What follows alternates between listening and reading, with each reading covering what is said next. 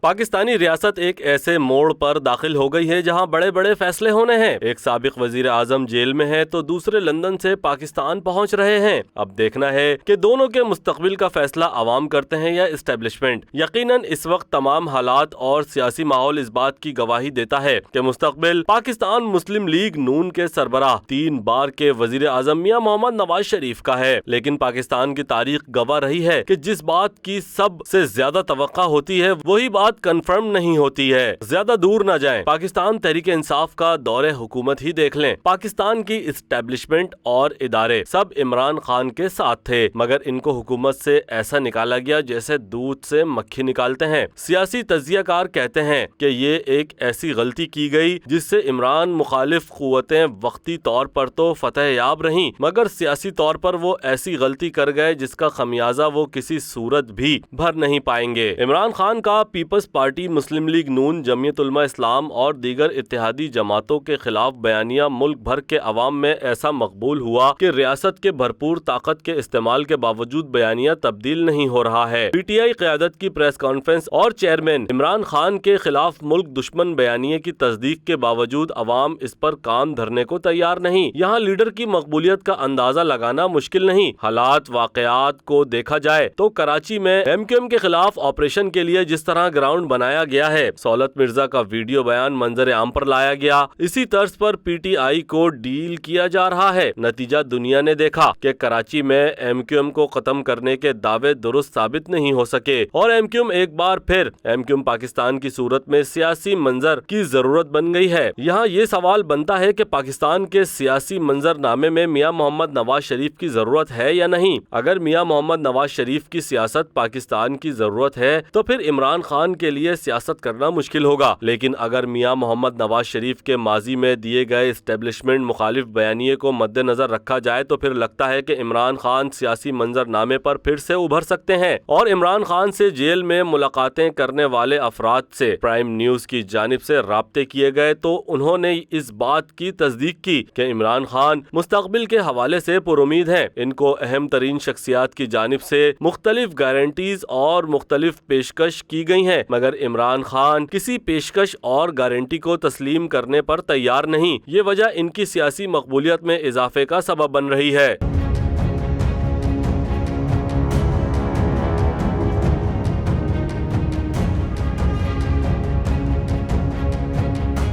عمران خان کے حوالے سے کچھ حلقوں کا کہنا ہے کہ عمران خان کا مستقبل ابھی ختم نہیں ہوا۔ سیاسی منظر نامے میں اگر سیاست دانوں کا مستقبل ختم ہوتا ہے تو پھر سب سیاست دان اندھیرے میں جائیں گے۔ عالمی برادری اور دوست ممالک کی جانب سے ملنے والی امداد یا فنڈنگ اور اس کی شرائط پاکستان کا مستقبل طے کرنے میں سب سے اہم کردار ادا کریں گی، اور لگتا ہے کہ الیکشن کا معاملہ ایسے لٹکے گا کہ سب منہ دیکھتے رہ جائیں گے، اور ایسے میں عمران خان پاکستان کی سیاست کا وہ کردار بن کر ابھریں گے جس کو شکست دینا کسی کے بس کی بات نہیں ہوگی۔ اس لیے کہا جاتا ہے کہ زبان خلق کو نقارہ خدا سمجھو۔ پاکستان کی سیاست میں عمران خان کے حوالے سے اس وقت بیرون ملک جانے کی بھی اطلاعات گردش کر رہی ہیں، مگر عمران خان کے قریبی افراد کا دعویٰ ہے کہ عمران خان کسی ڈیل کے لیے تیار نہیں۔ جیل میں تمام سختیوں نے ان کے عزم کو مزید استحکام بخشا ہے۔ کراچی، لاہور، اسلام آباد، ملتان، بھاولپور، پشاور، کوئٹہ، فیصل آباد، سیالکوٹ، گجرانوالہ جیسے بڑے شہروں میں تمام تر ریاستی جبر کے باوجود پی ٹی آئی کا ووٹ بینک مستحکم نہیں بلکہ مضبوط ہے۔